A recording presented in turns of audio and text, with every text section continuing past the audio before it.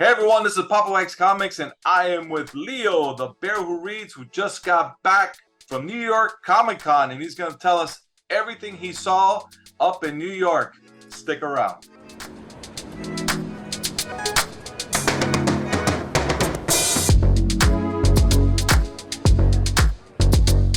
Hey Leo, welcome back. By the way, happy birthday. Don't worry about it, brother. Thank you so much. Thank you so much.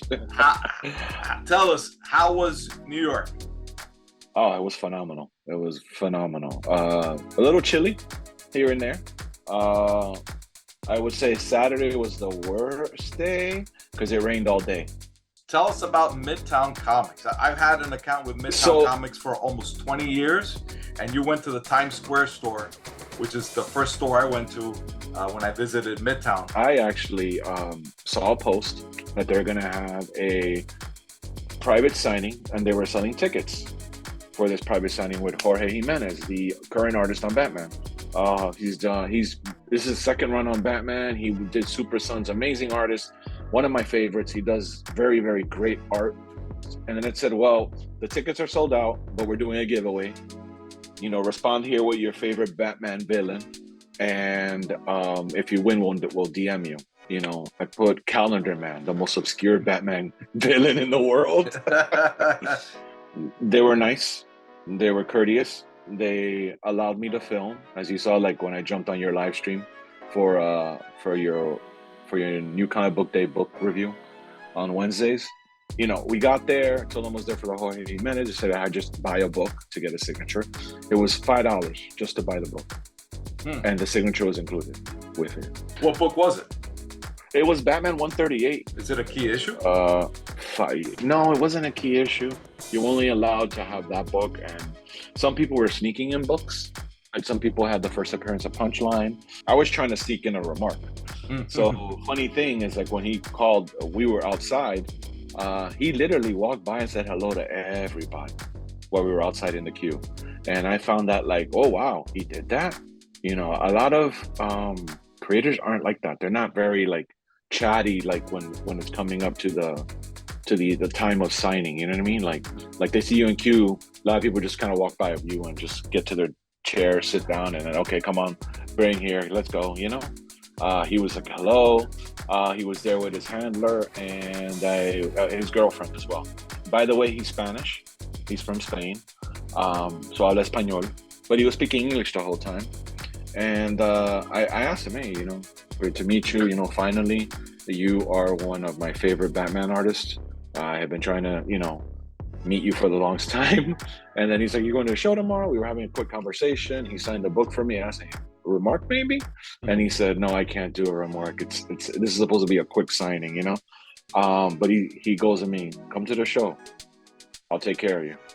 Nice. Unfortunately, when we got to the show, his line for the days that we went was around the corner.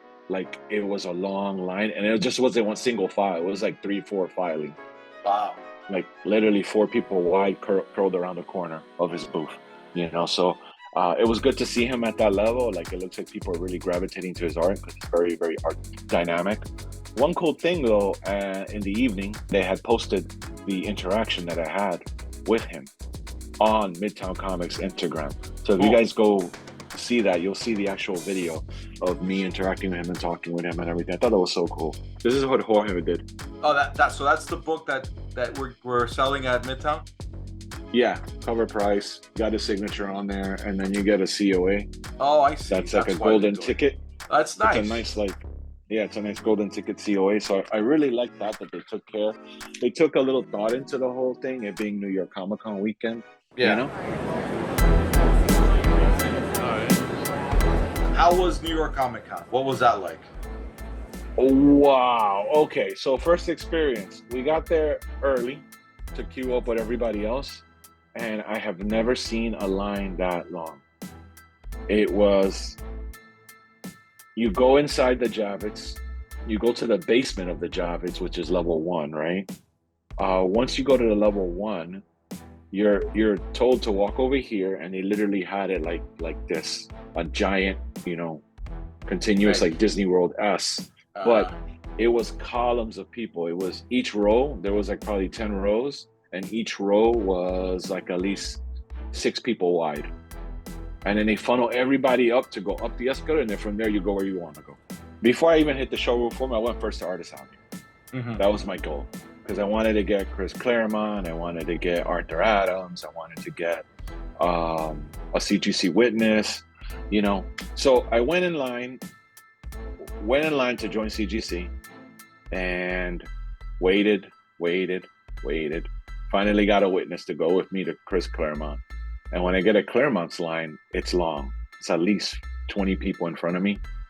I was going to get the Giant Size X-Men #1 signed by him, but I realized the reprint with the foil reprint. He didn't do that book. He didn't write that book. No, but he's signing them, and I found that very strange. Okay. Well, he's always associated. He's associated with very the heavily with X-Men. Right. But I was like, oh, okay, I'm not going to get the CGC, but I am going to get my books that I'm going to get graded. Finally got to the front of him, and we're getting close. And then who shows up? Arthur Adams was in there in opening, by the way. And Art Adams' booth was across Chris Claremont's booth. Like their tables, they were right next to each other. Claremont was taking a while because he stops to talk to everybody. And when I mean stops to talk to everybody, he stops to talk to everybody, to the point where I was like, wow, he stops to talk to everybody. So I had a good conversation with him. We spoke real briefly while I was getting books signed by him. But before I did, I hopped over to see Art Adams to get a few books signed by Art Adams. You took the New Mutants. Bob McLeod did a remark inside this book. Yeah, at MegaCon. Remember? I'm not going to take it out. So I asked Chris Claremont to go ahead and sign it, which he did right there. Cool. But he also added, "You're nothing trouble." Yeah, so basically he added, "Your worst trouble.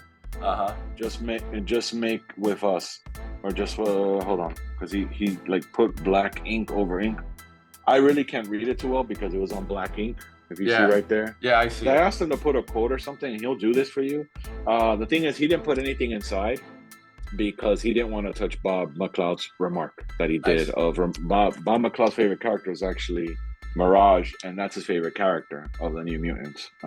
He said, Chris Claremont, which I thought was so cool, he said, "You always follow your artists. You never go over their stuff." You know? Yeah, when I've gotten writers to sign the books, they'll sign it over the title. I think Claremont, he has signed my X-Men book over the title that says Uncanny X-Men. He doesn't sign it over the art. This was my first time meeting him. It was very cool to meet him. It was memorable. I took pictures and everything. But before I got those signatures, I went and took a few books that I had from Art Adams. I was going to get Chris Claremont to sign. So I got the New Mutant Special. The Giant Size Annual X-Men. That's a key issue. Yeah. Yep. And also Long Shot. Yeah, we bought that up at Phil's Comics. Yeah. Yep. Yeah, so I got this signed by him. I went to ask Art Adams for remarks, and he wasn't doing any because his schedule was full. It was just straight signatures only. He wasn't going to do any remarks. I can understand that, especially in a con like that with this thousands of people. You don't have a lot of time. Yeah, he did not have a lot of time. He was not doing them, but he was charging for signatures, and that's one thing I was going to get into. If you go to these cons, a lot of these artists and writers, they either give you a few signatures for free if they're not CG, if you're not going to get CGC'd, if it is going to get CGC'd, or slab graded, they're going to charge you a higher price. Chris Claremont and Art Adams are charging regardless, whether you're getting a signature or not, and even a quote. They were charging a fee. Yeah, those days of just signing a cover, anybody. I think that's kind of gone. Yeah, no. Some of the like Tinian and Weatherer, if it wasn't getting graded, they'll sign it for free. I saw that Jenny Frizen was giving like the first 3 books free or something. The first 3, unless it was going to be great. 3 raw books, you get free signatures, and that looks like it was part of that group, which is the one that Tinian was associated with as well. They're part of like these companies that manage everything for them. You know, they set up the banners for them and everything, and all the artist has to do and writer has to do is show up and get the signature done. So it's like a talent agency almost. I know K-Diz Comics was one. There was another one, something Collectibles. I want to say Steve's Collectibles or something, or was the name of the other company. And then the other one is Comic Sketch Art. Comic Sketch Art was the other company, you know? Right. So yeah, no. So then I got these books signed. I did not get those graded. These are just staying in my PC. These books here because Bob McLeod already had a signature. Can't get them graded. And left it at that.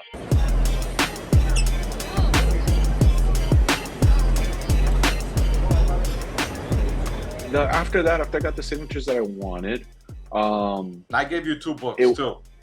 Yeah, so here's what I decided to do because we're running out of time. I already lined up for Claremont. I lined up for Art Adams. Next was Tinian, Prison, and Weatherer, the artist of Something is Killing the Children. And on top of that, Michael Golden. This is going to take too much time. And I decided to use an Anthony Corrales, a Corrales collection. Our friend Anthony. Our friend Anthony. He had said that when he went to New York Comic Con, and he also did this at MegaCon as well, he uses a facilitator because they charge a fee, right? They take your book for this fee, and normally it's $15. They'll take the book, they'll get the signature, they'll clean and press it for you as well. They can get a remark, and they'll charge you whatever the artist is charging for this, and then they'll ship it over to CGC for you under your account, and then CGC of course bills you and ships it out for you, you know? Yeah. I decided to do that with your book and with my book. I wanted to get my Something is Killing the Children #1, the Jennifer Frenzen cover. I wanted her to sign it. I wanted Tinian to sign it. I wanted a remark from Weatherer. You wanted a triple signature as well. Since I was already in line, and then that company was working with that table, which is called Agents of Slab, they were working with Tinian's group. They were there. I ended up just paying for the signatures that Tinian was charging for grading. And then from there, they took the books because Weatherer wasn't there yet. He wasn't going to show up till later. They went ahead and took the books. And what they did was they gave me, they said, well, we'll bill you for it. We'll get everything done for you. And then we just need your CGC account number and we'll send it over to CGC.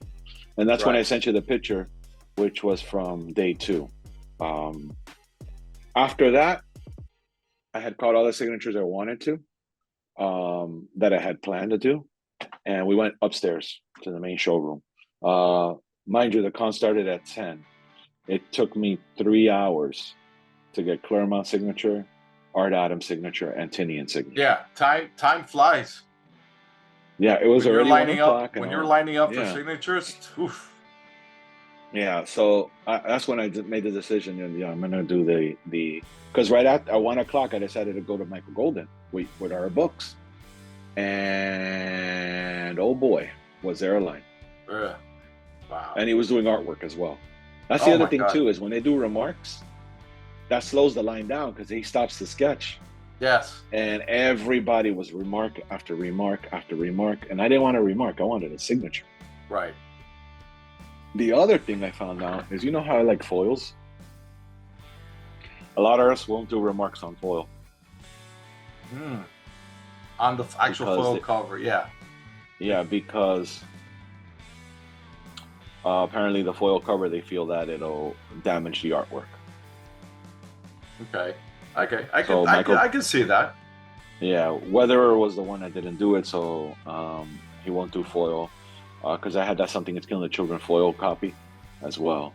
So once I saw the Michael Golden line, I was like, yeah, this book's going to Agents of Slab 2. We're going to get them to CGC it as well, you know? They'll get the signature for me and go from there. You know? I've never worked with a facilitator. I don't think so. I don't think I've ever worked with a facilitator, but I may have to consider that one day. I mean, that's what I like about the private signings, even though it's more expensive, but it's also impersonal because you're not meeting the artist. But if you're looking for just signatures and slabs, private signings, you just send your books away and just wish that they come back. I mean, So don't get me wrong, they're still signing raw books, but I can understand the artists and the writers about, you know, they feel that the market has changed, and if you're going to make money off of their work, then they want to make something off of that. You know what I mean? Yeah, I know. That's the ugly side of it. Yeah, that's the ugly side of it. But you know, after that, attending those Michael Golden books, we went upstairs to the con, and oh my God, the place was packed. This is Thursday, by the way. We're already at 1 o'clock. I ended up looking for the books that I wanted to buy, you know, because I was hoping they didn't sell out. The exclusives? So, yeah, exclusives. All right. What did you get? Show us what you got. One was Concrete Jungle, #1, a Akira homage cover. Yeah. And this is from Bird City Comics exclusive. This is a virgin foil. Nice. Okay. So I got this book from Bird City Comics. And then I picked up from Bird City Comics a reprint of Boris Karloff's Gold Key Mysteries, #1. Uh-huh. It's a gold foil version cover. Okay. Any exclusives that were sold out at the con? There was one that dropped, and that book is going for around $200 now. It was Transformer #1, an eBay exclusive. eBay had a presence there. They were set up like Whatnot. They were live streaming, and they had the regular Transformer cover, #1 Transformer, the Daniel Warren Johnson cover. They had the regular #1 foiled. There was a foil version, limited to one per person, where you had to be on the eBay app. You got the alert if you were at New York Comic Con. You purchased the book through the alert. You got a QR code, and then you go to their booth, scan the QR code, and they get you your book. Oh wow, that's the one with Optimus Prime that's on the cover. Yeah, correct. Actually, I have that. This is the regular cover because I haven't even put my books away. It's this cover in foil. That book right now is fetching $200, $150. Another one that sold out was, and this would be from the next vendor, the Comic Mint. It's called the Comic Corner. Excuse me. I'm gonna butcher this name, but there's an artist that does. He is the artist and creator of Afro Samurai. Yes. He did Star Wars Yoda covers, and it was a set. This is a bundle. You got 3 of these here. Yeah, you got 3 of these for the set. This set's fetching, I think, right now it's like $150. There was another set that they had well, there was another book of theirs, but it was a Berserk cover by the same artist. Mm-hmm. It was a metal cover. They sold out of that. I saw that on day 1, and then they decided to allocate it, and they had like a few more extras left. You know, while I was at the Comic Corner, and I picked up these books. They were nice enough that they had this wheel spin where if you enter this wrap, you scan their QR code, you enter their thing, and you subscribe to them, and then you get to spin this wheel for a prize. I had my wife spin the wheel, and I won 2 Zatanna covers. Oh, nice. Is that regular trade dress? Yeah, it's Archer. Nice. And the foil, virgin foil. And the virgin foil's numbered 469 out of 600, so it's limited to 600. Right. And I like how they do these. Yeah. Which I'm gonna start doing my own certificate of authenticity with the Bear Who Reads logo and make it a trading card. Okay. To prove that the signature is captured. Uh-huh. You know? And then while I was there, they also had a Adam Hughes Catwoman foil. Like it. That's nice. As well. And I'll get back to this in a minute about that. Also, thanks to my wife, this was Divide and Conquer. She went and got me Something is Killing the Children. There were 2 foil covers. Oh, that's and sweet. As you can see, I got these signed by Werther Antinian. Uh-huh. Foil, black. These didn't sell out. You can still find these online, but they're going for more now. At the show, they were like $30 a piece or 40 a piece. Now they're like 50 to 60. I'm seeing them on Whatnot Go Crazy. I also got this one. Yep. Very nice book. Yeah. I'll have a full video of this on my channel as well. Yep. And so you guys can see, I'll do a quick haul video.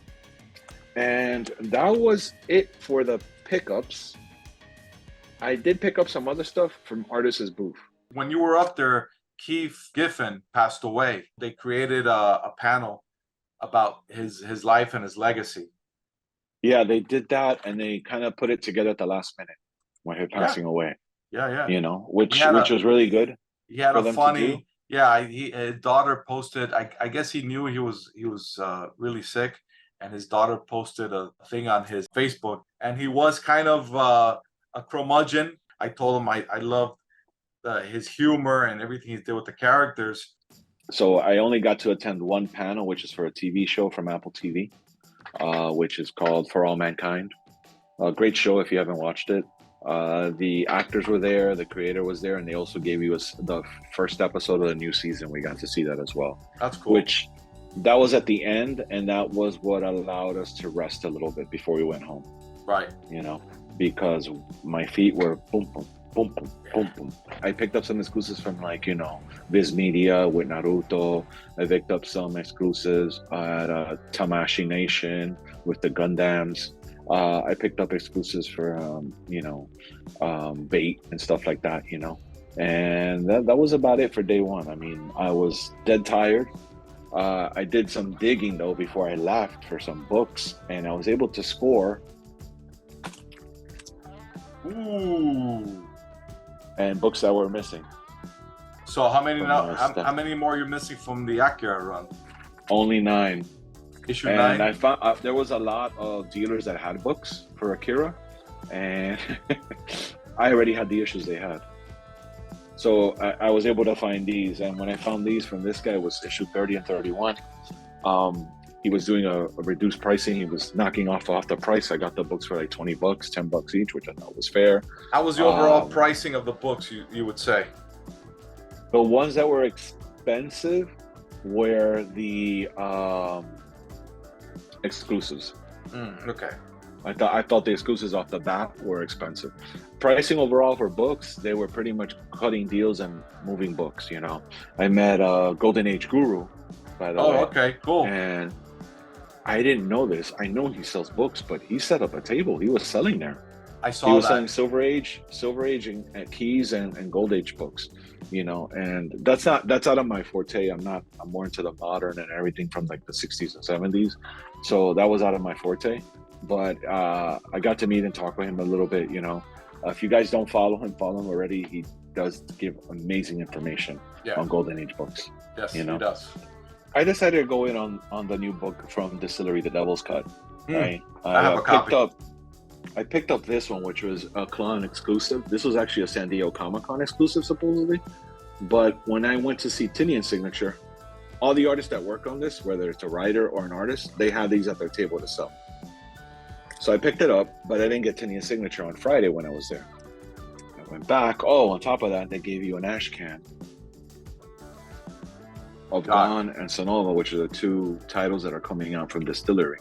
Right. It's a nice ash can. You get one of these if you purchase one of these. Okay. So I started thinking, you know what, man, maybe I'll get the signature. So what I did is I went back. I got Tinian to sign it because he worked on this book.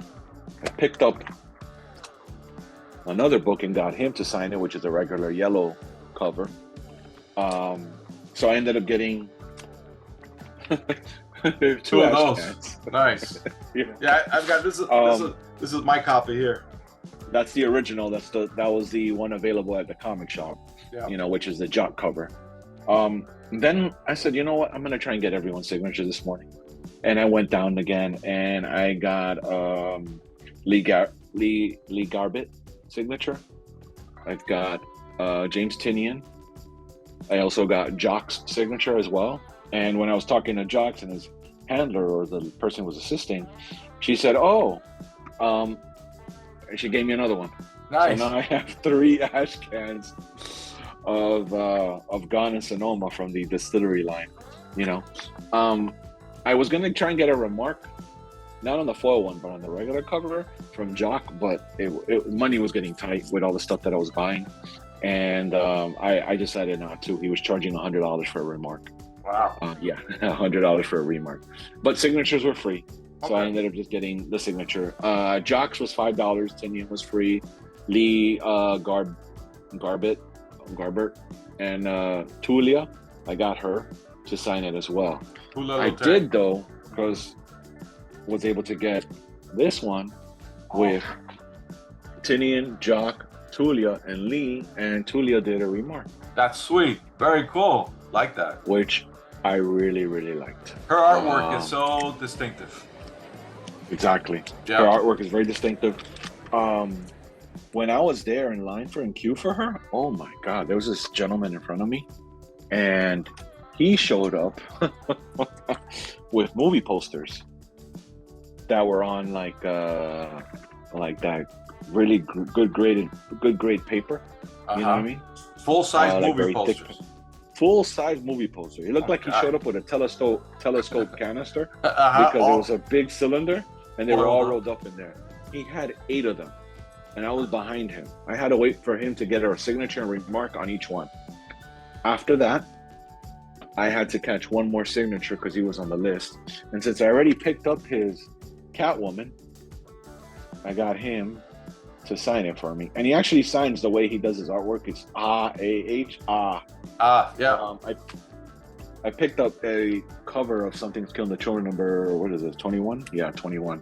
He did a cover for this exclusive, and I picked this up at his booth. Cool. So a lot of the artists had their work there. A lot of them had their comics for sale and everything. After that, we went back upstairs. I turned in, which we'll probably do a video for later. I turned in those 2 foils of that I picked up of the Uncanny X-Men Giant X-Men number 1. I picked up 2 of those foils and I submitted them to CGC, unsignatured, just regular CGC, to get the New York Comic-Con label on there. Nice. And then after that, went digging for more comics, went looking for those X-Men that I've been looking for, number 81 and 83 from the 70s. Couldn't find them. Nobody had them. Really? I got close. I kept going through the stacks. I got close. And your heart's racing. Yeah, it's like, oh, 80. And then it's 80. And then it's 80, like something else. It's out of the range of that run. You know what I mean? And those are reprints. Yeah, and those are reprints. Apparently, the 2 that I'm looking for are the most sought after because one is the reprint of the first meeting between Spider-Man and the X-Men. And then the second one that I'm also looking for is a reprint of Juggernaut. From there on, I said, let me check out the rest of the con. I didn't really get a chance after looking for all these exclusives on Thursday. I went and I saw that Steve Steranko was there. He had a booth, and he was actually at his booth. I just couldn't get around a good shot from him because the way the booth was set up, there was already people lined up there. I couldn't get him because his bald head was blocking Steranko's face. I kept walking around, checked out Alex Ross's booth, which is set up like an art gallery. Literally white walls. You walk through it like an art gallery, you know. They had some exclusives for sale. I didn't pick anything up because I already have some of those books. But they had original art for sale, which is going for a big penny.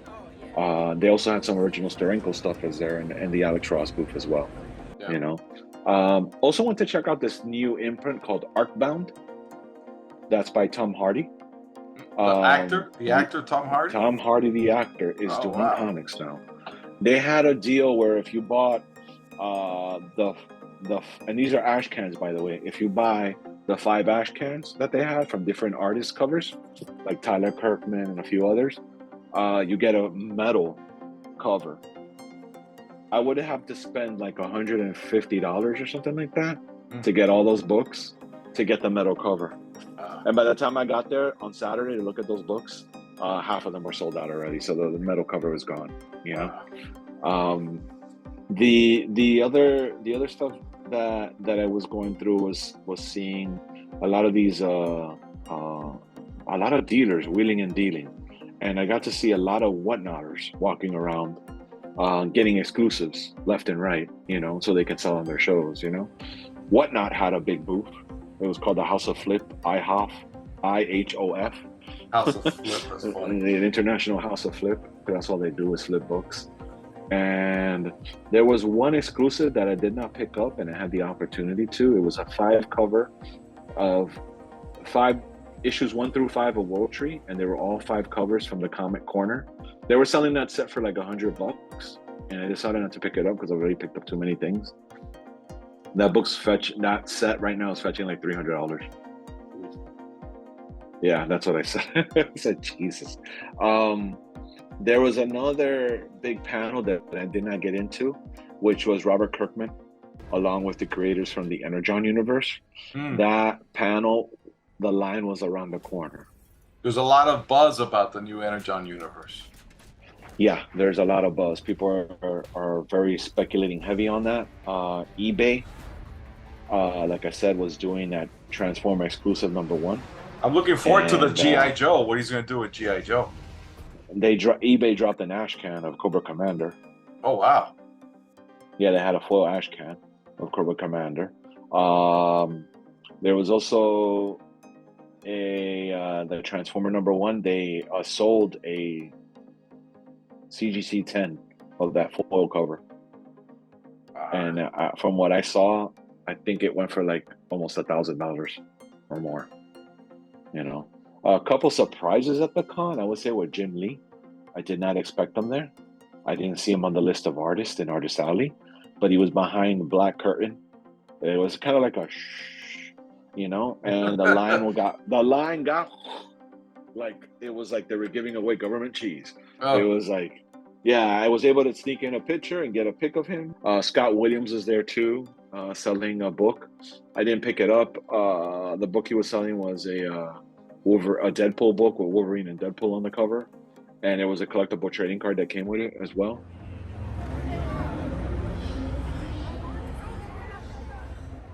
Then my wife and I, we came across a very interesting installment. And the installment, I found it interesting because what it was, says, I'm into manga and into anime aside from comics, there was this art installment of a visual from this company called Sushisa XR, and it's called the Manga Dive.